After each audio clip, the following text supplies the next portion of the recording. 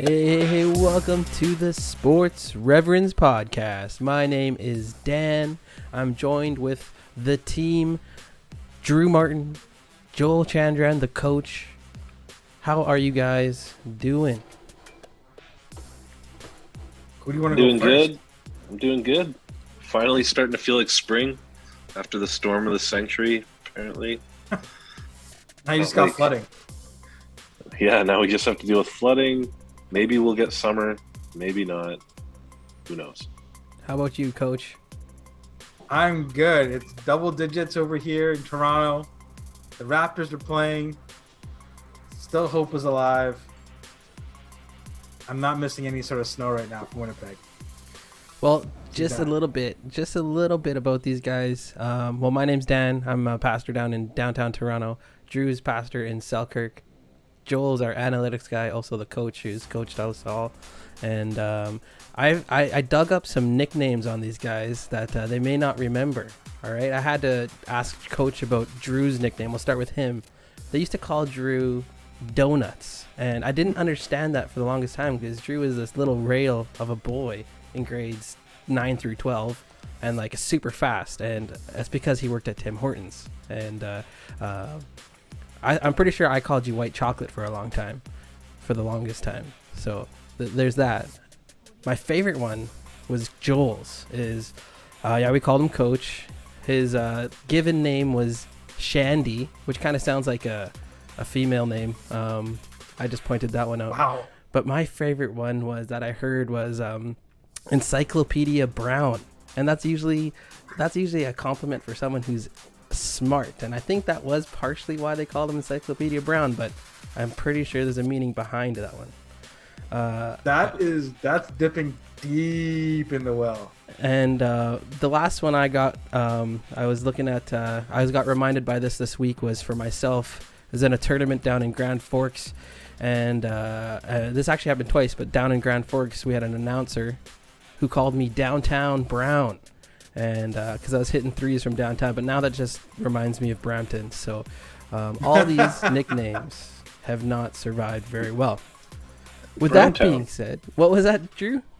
And Browntown. And Browntown, yeah, Browntown was my classic one for sure. But that's also Brampton, so or Bremladesh as they call it.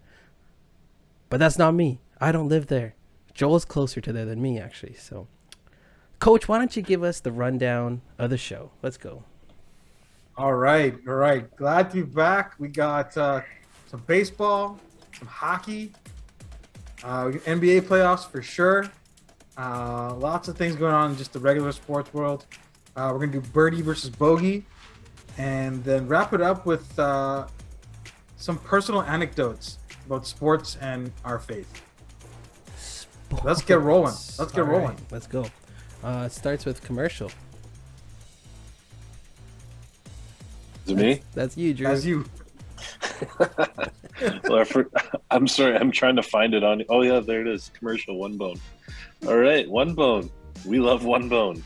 If you need comfortable shirts, if you're a bigger dude and have a hard time finding shirts that fit you properly, go check out One Bone. They fit completely different than any other shirt you'll ever try on.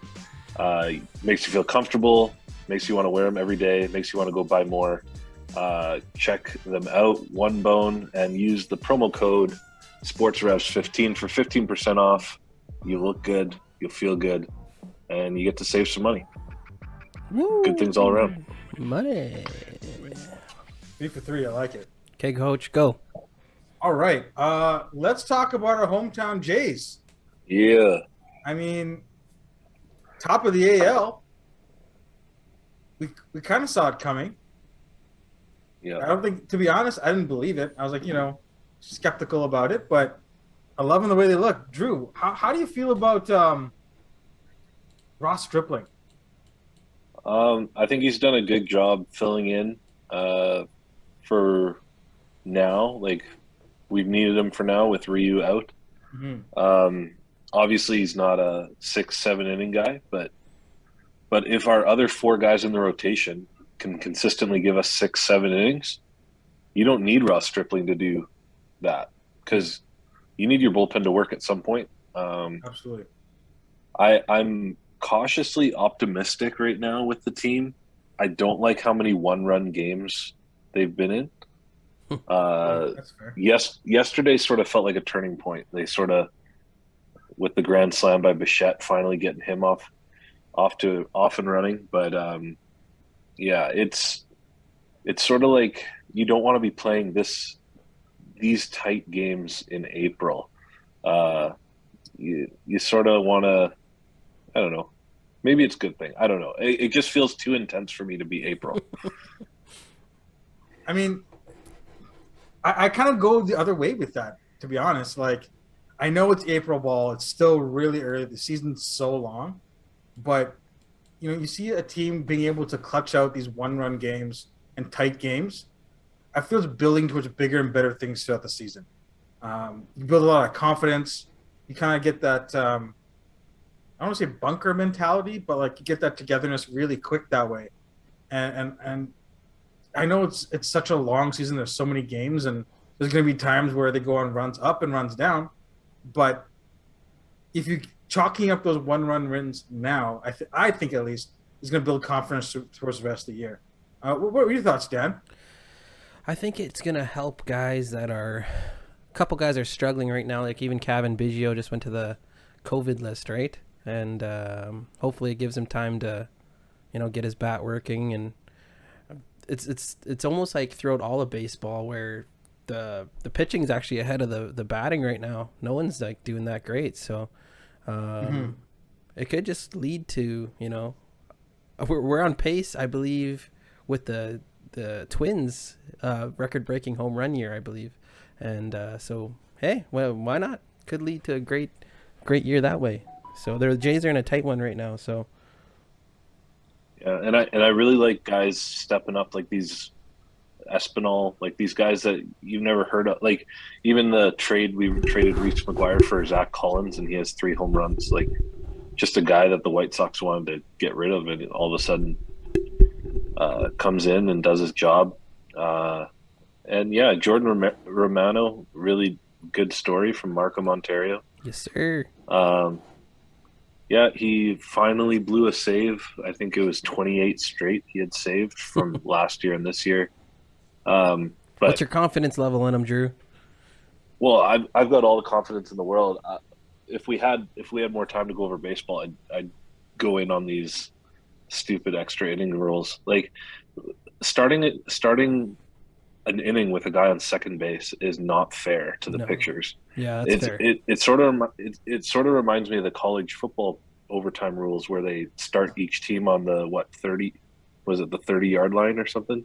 Yeah. Yeah, and it just seems dumb. Yeah, like so you bring in Romano, he throws one bad pitch and the game's over because there's already a guy on base. So yeah. I still have confidence with him. He's throwing 97 to 99 miles an hour with a nasty slider. He's got all the skills. For sure. So what I heard as well is that specific baseball park, that's the only place it would have gone out, that home run. I'm not sure if it was that home run or a different one I'm talking about, but I'm pretty sure it was that one. So I don't – well, that one was to dead center, so usually dead center home runs should go out anywhere else. Well, so maybe I'm wrong. There was a home run. There was a big home run within that series where that park only. Yeah. Oh yeah, because the left field bleachers are in quite really a bit. Short. Yeah. Yeah. Espinal hit one, like it looked like a lazy fly ball, and it went out to left field there. Beauty.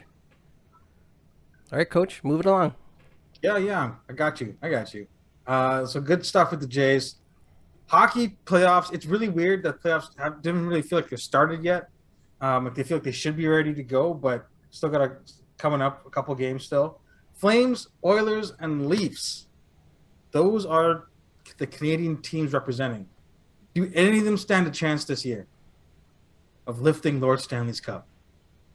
I don't even want to talk about. Like I know you guys are looking. I know you guys are looking to me to talk about the Canadian hockey teams, but I'm not even going to touch the Leafs. I'm just going to talk about. Yeah, I'm going to talk about the Flames and the Oilers they don't have any chance of winning. So that's it. None. You don't think there could be some Connor McDavid magic come playoff time? When you get to the playoffs, it's all about goaltending. That's all. Like every year, there's a goalie that steps up.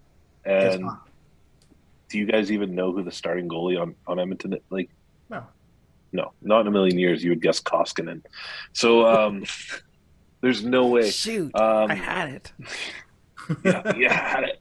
Couldn't Google that fast enough. The Flames have the better of the two goalies, but like I know I don't want to talk about the Leafs, but the Leafs have one of the best goalies in the league this year. He's the Leafs in line to win the Vezina. Austin Matthews just scored his 59th and 60th goal tonight. Look at their blue line depth, Drew. They got blue line depth. Mark Giordano, I love it. So yeah, the Leafs have the best shot out of all of them. I don't want to say. There it is. That's what we've been baiting you for. Come on. But it's all set up for Boston and the Leafs to maybe see each other in the first round. So, but they've been killing Boston in the regular season this year. And their last game of the season is against Boston. So I'm excited to see that game and see what happens. My favorite time of the year for hockey is playoff hockey. It's just a whole another level. I think the game gets significantly better, and I'm always excited. Not that I'm super invested in it, but I'm excited to watch. If you put it on with the basketball going at the same time, it's just something's different about playoff hockey, and I really enjoy it. Let's flip on to the playoffs in the NBA. Lots to talk about here. Celtics swept Brooklyn. I don't think any one of us is upset by that, to be honest. I think we're all okay with that. I'm not. Dan, why don't you go first? I hate Boston. I don't care how much I hate usually I'm always underdog, but it's Boston, so I always hate them. I'm not happy that they swept Brooklyn. Also because they're just a tough matchup if any team that I want to play will play them. So I don't want to say anything right now. All right? Don't want to say anything right now.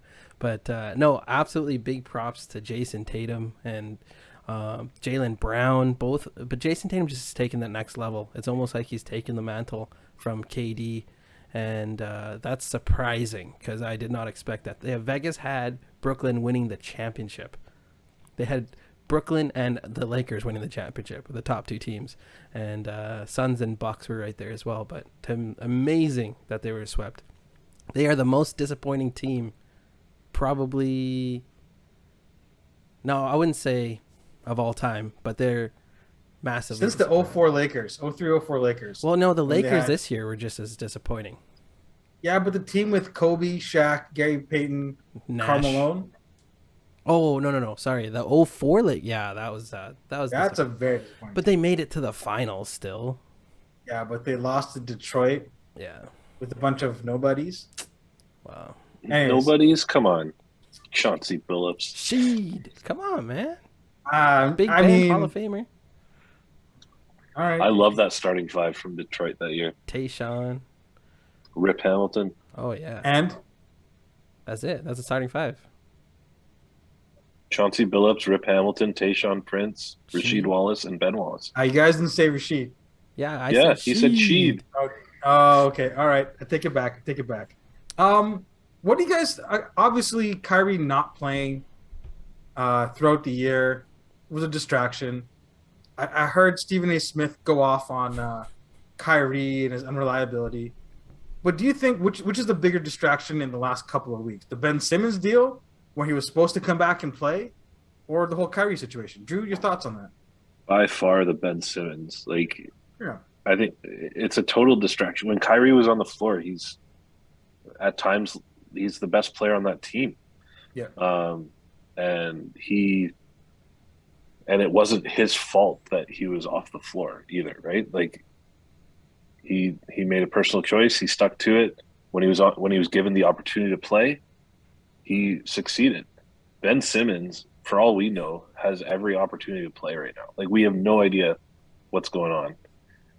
He was supposed to come back and didn't. Like I saw a post the other day, like he has no competitive fire. Like it looks like he has no competitive fire. If this was Michael Jordan, can you imagine No, not in a million. having this reason for coming back, for not coming back? What is it? Competition reconditioning or something? Yeah. That's what I'm looking at on the score app. They did say he has a back injury, Oh, but then they have him have videos of him dunking and looking fine. So it's all debatable for sure. I get it's debatable. I will say this, as I think my stance has been consistent throughout this. I respect Kyrie for the stance he took, even though I'm not a big fan of him as a person and as a player. I respect him for the stance that he took. I think it's really irresponsible for the mainstream media, like even guys like Stephen A. Smith, to try and use his decision to stand up for his rights as the reason why the Nets lost. The reason why the Nets lost is because Ben Simmons didn't play. Durant played like garbage for 3 out of the 4 games, and they couldn't rebound. And they couldn't rebound. And their coaching is a rookie and clearly didn't have a proper game plan. They're just running Durant into the ground. How do they let Boston have set defense every single possession? Well, hey, I'm pretty sure Boston's coach is rookie too. Oh, yeah, absolutely. But he's at least been an assistant. Brooklyn needed their coach to be out there on the floor pushing the offense. Yeah, exactly. Yeah, he could have just suited up for a bit. They have D'Antoni as an assistant. Like, run the 7-second offense. How hard is that? But you got to also wonder, like, what's the pushback from Durant and Kyrie? Because in the press conference, Kyrie's like, yeah, me and Kevin will manage this team along with Sean Marks and blah, blah, blah, blah, blah. Like, he didn't talk about Nash at all. But I think they released a statement saying Nash is safe. So, yeah, but that doesn't matter. Like if you went to your high school coach and you're like, you're a dum dum, I'm just gonna do whatever I want. That's not gonna foster. I know, that's why I used you as the example. That's not gonna, if your team isn't gonna coalesce and win championships that way, right? Like you have to be on the same page. Yeah, but we're talking about AA high school. Okay, calm down. AAA. Zion is looking good, but refuses to play basketball. Do you think his time with the Pelicans is done? Yes, I think so. The fact that he's putting out videos, dunking between the legs, and then the team not seeing eye to eye if he's ready to play in a playoff series where they're playing right now, they could be up 3-2 at the end of the night, is absolutely ridiculous. Give him 20 minutes then. Put him on a minutes restriction, just to help the team get over the hump. Well, it sort of feels like the Ben Simmons situation, doesn't it? A little bit. But it seems like Zion wants to play. The media made it sound like he doesn't, but it's actually the opposite. He said he wants to play. The Pelicans organization said no. I don't know how much I believe of that, because why wouldn't you be? With Brendan Ingram playing the way he's playing, with the chance to knock off the Suns without Booker, like, even if he plays 15 minutes. 15, 20. Right? That's enough time to drag away guys, get some guys in foul trouble, and whatever, right? So it's really, it's hard to say, and this is with any sort of athlete story and saying he said, they said, right? Like, what's the actual truth, right? Sorry, just to interrupt you guys. The Blue Jays were down 5-2 at the bottom of the 9th. It's now tied. End of the 9th. Beauty. Come on. Beauty. Now. Let's go, Jays. So when people watch this later, they already know the score. So yeah, thanks. Yeah. Great. Still exciting. Let's flip to the hometown Raps here. Game 6 Thursday. Improbable Game 6. I would feel like saying. What are your thoughts? Drew? If you had to pick a winner, you probably didn't watch a lot of this, but like, if you had to pick a winner, I actually did watch the last game. Hey, there you go. I thought the Raptors defense was just looked like it was suffocating them. So my favorite play of the game was when Precious went up and just totally blocked Embiid at the rim, and then they went down the other way and OG hit the 3-pointer. But yeah, I think if they can stay committed to playing that kind of defense, You hold this team to 83 points, like not Incredible. like you're not or 88 points. You're not going to do that again. But if you can hold them under 100 or close to, you're gonna force a game 7. I think at least. Yeah, Alvin Williams say if you keep him on 100, 102, you got a good chance. And they played amazing. Dan, I was watching this game the other night, and it felt like the game we watched, the second last game of the regular season, when the 76ers came into town and the defense just suffocated them, and Siakam balled out. What are your thoughts coming to Game 6 and the chances of taking a dub in this one? Yeah, I think it took a few games for them to figure out how to contain the Tyrese Maxey, Harden, Embiid combo, but they figured it out. They have Tobias Harris as well, but they've contained him for most of his career.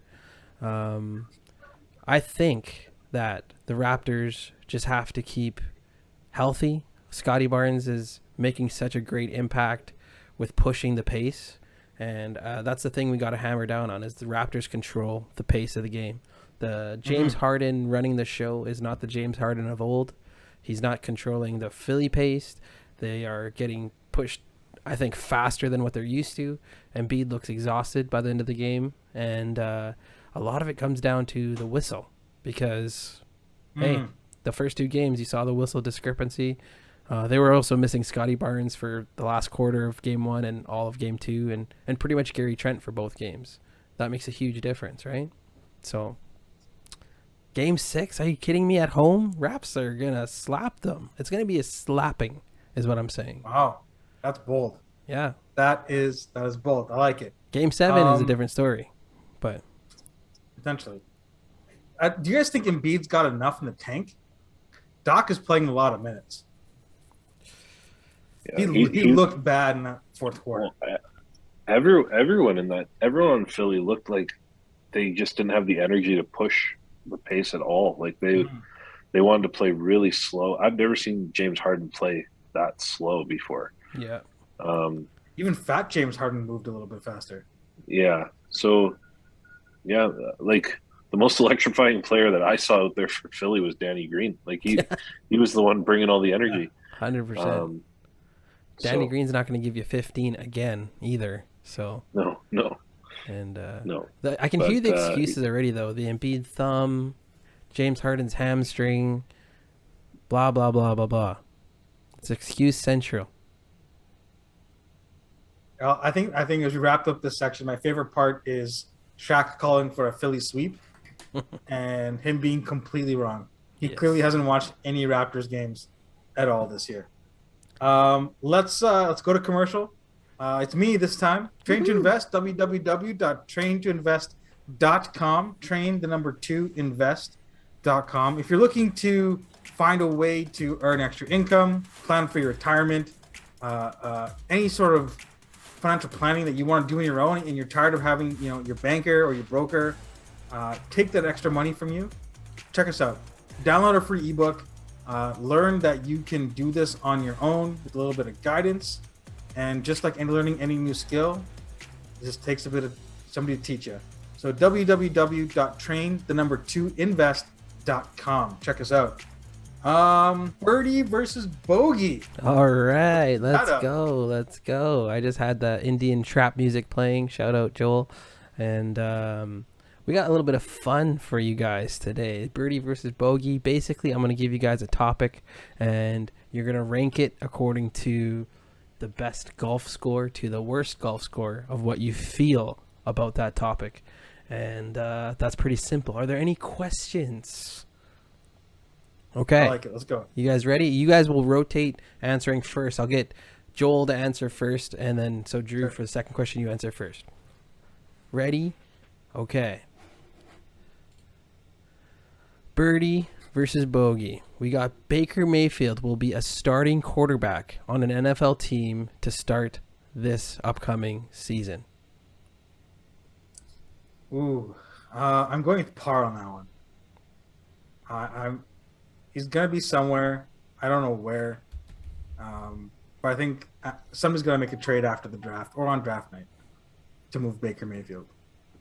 That's my thoughts on that. I'm gonna go with Bogey. I don't think he will be start. I think he'll be on a different team, but he'll go somewhere where there'll be competition for the QB spot. Ooh, I'm going to go Parr. I'm going to go Birdie because I think he will be the starting quarterback of some team, some desperate team. Maybe the Steelers, or maybe he's going to force his way out is what I'm trying to say. They might have to cut him, so who knows? Who knows? Question number 2. The Montreal Canadiens crowd, they honored Guy Lafleur with a touching 10-minute ovation. For those of you who don't know, Guy Lafleur wore the number 10. What are your thoughts? Birdie. It's awesome.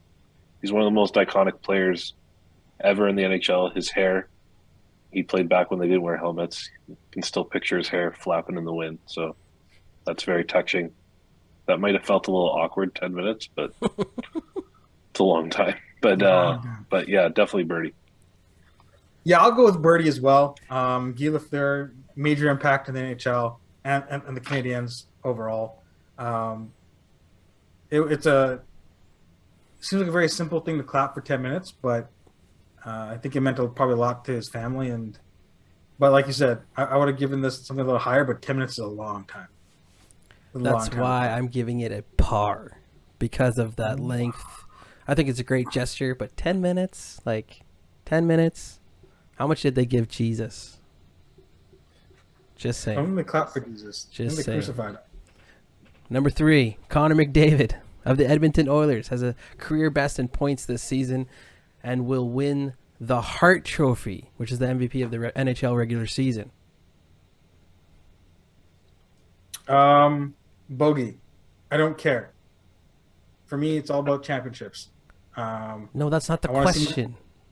Yeah, I don't care. That's what I'm saying. I don't care. It's a bogey. I don't care. You're asking me. If he wins it, great. But I don't care.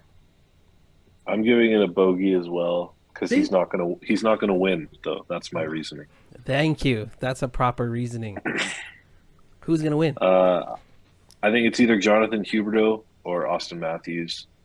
Their teams are in better standings. Connor McDavid plays with another top 4 scorer in the league on his line. I want it to be Matthews. I think it'll be Huberdeau. The Panthers have been the best team wall to wall in the NHL, and no one's ever heard of him. And he has 85 assists this year. Ooh. What nationality is he? He's Canadian. Okay. I'll give it a Birdie because I just think he's going to win it. I don't know much about hockey though, so that's just my reasoning. I think 85 assists. What's his points total? 115. Wow. So 30 goals. So McDavid has like 1 or 2 points more than him. That's it. He has 118. 118. Yeah. Okay. Okay. Next one. Biden calls on the commissioner of the NHL. All right, and he says, Gary Batman. I'll just leave it at that. I want to thank Commissioner Gary Batman and for being here as well. And at the risk of stating the obvious here, it's a pretty good time to be in a sports. I think Drew's turn. A double bogey. Maybe a triple bogey. Okay, I'm gonna go the exact opposite. I'm gonna call this an eagle. Whoa. Albatross. For those schmucks who voted for Biden in the first place, this is what you get. And Gary Bettman, no one likes him at all, for obvious reasons. So to trash him and Biden the same clip, beautiful. I love it. He's calling him Batman. That's like an upgrade. I know, because because Sleepy Joe has no idea where he is. He probably misread the card. I really think he thought he was Batman. That's what I think. I'm giving him a double bogey. You guys got to watch the rest of that interview. I made a post on the Batman thing on our Instagram, so you can check that out. It might be gone by now, but who knows. Next one. Saturday, April 23rd, I believe it was, between the Yankees and the Guardians, which is still a very weird name for a baseball team. Yankees Stupid fans name. throw garbage at the Guardians after Torres's walk-off hit. Par. Don't care. Yeah, I don't know. Like, I just don't care. I would have cared if it was thrown at anyone but the Guardians, because that's such a dumb name. Like, just call yourself the Cleveland baseball team. Be done with it. Yeah. Guardians is a great name. I'm giving that a double bogey because it definitely shows the state of New York right now, like the state of New York City.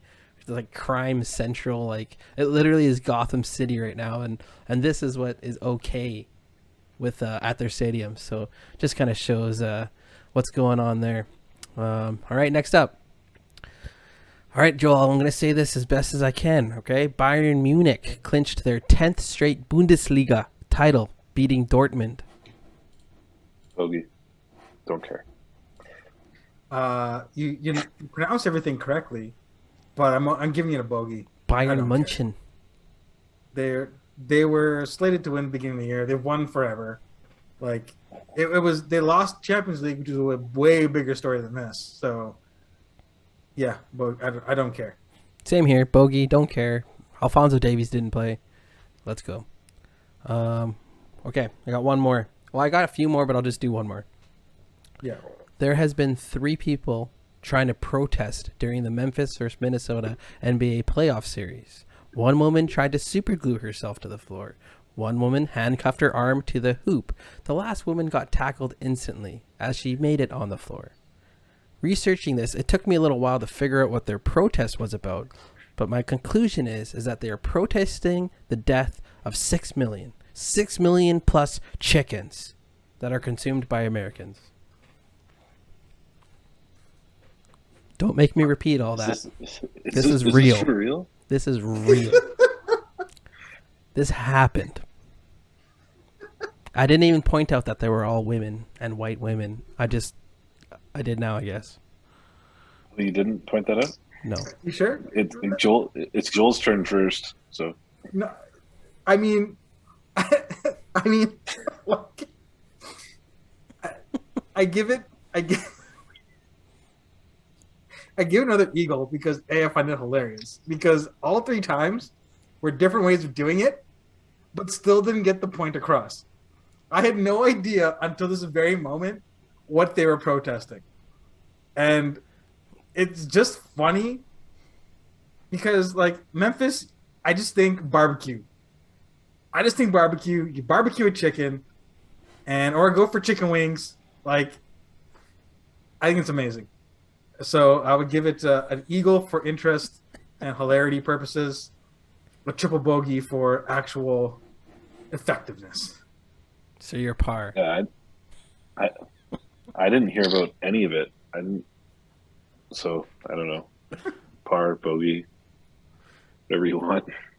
I'm gonna give it a double bogey.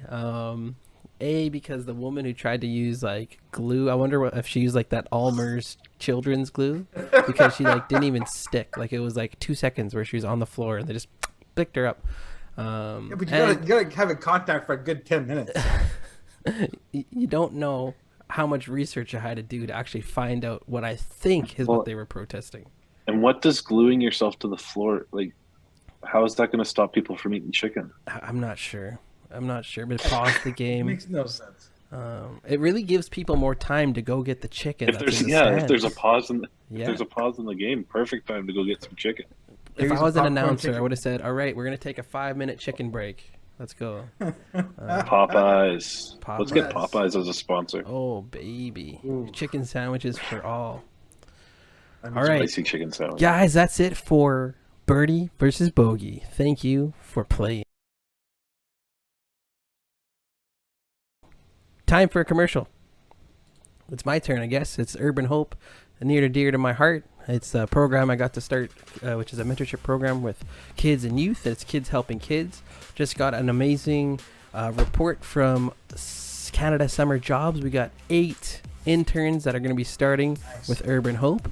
And all that's going to go towards helping our summer camps and our other kids programs and our youth programs. And the coach, he himself is coaching our basketball program, and he's actually got some pretty talented kids to work with, unlike us schmucks that he had a coach growing up. Lefty Drew over there, and myself, No Hop Dan. And these guys can play, but they don't have the opportunity to play at that next level, and that's what we're going to provide for them. And if you want to give in any sort of way, check out sportsreverends.com/our sponsors page. You'll see everywhere you can give and all the discounts you can get as well. So that's that. Beauty. Now, see, everybody, those are the real nicknames that were floating around there. Lefty Drew and No Hop Dan. Final segment for today's pod. A good question you posed, Dan, was what is one aspect of playing or coaching or watching sports that has helped strengthen your own personal faith? Whether it's something you experienced, something you watched in the past, or something you've seen more recently. Let's start with you, Drew. It's sports has always been one of those things where it's like it really just teaches you, like, when you're down, you get back up, right? And I think in especially during these last couple of years of struggling through, COVID and the pandemic and stuff, and really getting down, especially in the church when we had to close the doors and stuff. We didn't give up. We got back up. We kept doing services the way we could, and and now I think God has been rewarding us. Our church is actually on Easter Sunday we had 84 people, which is the most we've had since we've even been in Selkirk. And hand clap. But just sticking with it, not giving up. When you're down, you're never out. So, those are the things that sports teach you and have stuck with me. Yeah, perseverance, very key aspect to personal growth. Dan, how about yourself?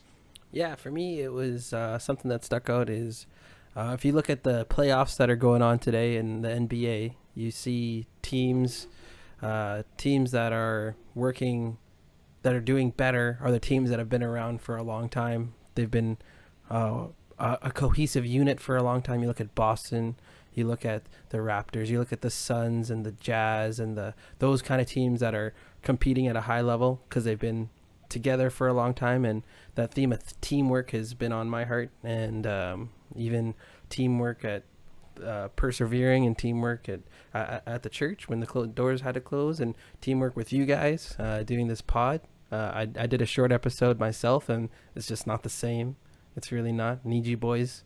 And knowing that you can have, brothers in arms that believe and share the same values as you, which are the biblical truths, to pick you up when you're struggling, when you go astray, they'll call you out on it. There's something special about that and that kind of community. So that's what I'd say sports have taught me. Yeah, continuity is a big thing, and teamwork is a big thing as well. So, yeah, definitely something that ties into also pandemic time as well. So that's awesome. I'll give you guys a little anecdote from my life. Grade 12, we're playing volleyball. We're in a game, and Tim Bach is just crushing these serves. And the other team is definitely weaker than us. And Tim, I think, went on a streak of like 12 points in a row, like just aces. And so obviously the other team is very demoralized. And then he served it out of bounds on purpose. He was very smart, made it look like it was going to be close, but he served it out of bounds on purpose. And after the game, I remember this because Mark Glora we had our little post-game chat, and Mark Glora, who was our coach at the time, was livid. He was just absolutely livid. Even though we won the game, by Tim serving out of bounds, he didn't respect his opponents. And that's one thing I've seen in sports and in our culture is, when we're playing sports or we're being competitive, we're not giving our best, right? Kyrie flipping the bird to Boston to the fans. That's not respecting the fans. The fans are going to say whatever they're going to say. You're getting paid millions of dollars. This is just what you have to deal with. And of course, there's lines that can't be crossed. We get that. But as a professional athlete, if somebody's swearing at you, you deal with it. As a player, you want to give your best. You want to make sure you're in shape. You're coming into training camp in the best shape possible. And we referenced Michael Jordan already. We all watched The Last Dance, and of course he was harsh, but he was pushing his team because he wanted them to be ready at the end of the day. And then respect for your coaches. These people are put in a position of authority for a reason. And that's something that and I was at first, when Mark Glore was talking about this, I was like, yeah, but like they were really down and whatever. But they're not going to get better if we take it easy on them. And then thinking back through my entire life, there's been many teams where I was like the 12th guy on the bench. And I didn't get better because I wouldn't have gotten better unless I was pushed. Right? So respect and giving your all is kind of something that really stuck with me in my faith journey. And how this ties into my faith is when I'm feeling down or I'm not feeling like God's with me, respect what God's done in your life in the past. Look back and say, okay, there's 1,000 things that could have gone wrong, but God moved to make it go right. Respect what he's done in the past because he'll take care of you in the future. So that's what stuck with me. That's nice. Okay, quick scenario. Because Drew, I think, was in grade 9 and 10. I don't know if it was his teams or if it was the girls' team. But at some point, they were playing the deaf school in volleyball. And I don't know if it was Drew's team in junior varsity or if it was the girls' team. I'm pretty sure it was the girls' team. And this one girl served 25 times in a row. Yeah. Would you guys do that? 100%. 100%. Drew, there's no way. What about you? Not. Yeah, I probably would. I don't know. I would miss. I know I'd miss after some point, but 25 times in a row. I don't think I'm capable of doing it. I would if I could. Okay, I just had to point. I don't care who I'm playing. I want to win. Yeah. You're a killer there. I guess so. What about compassion? What about compassion? I give him compassion after the game. I would need to learn sign language, but. All right, my friends, that's a wrap for the Sports Reverends this week. We hope you can follow us on all social medias. Follow us, like us, share the link, make a comment in the comment section, and hey, get engaged. Get on Twitter. Get on Twitter because Elon has taken over, and we can now speak our truths with no worries. So let's go. Let's all tweet at each other. All right. Sound good? Sounds good. Yeah. All right, boys. Peace out. There we go. Peace.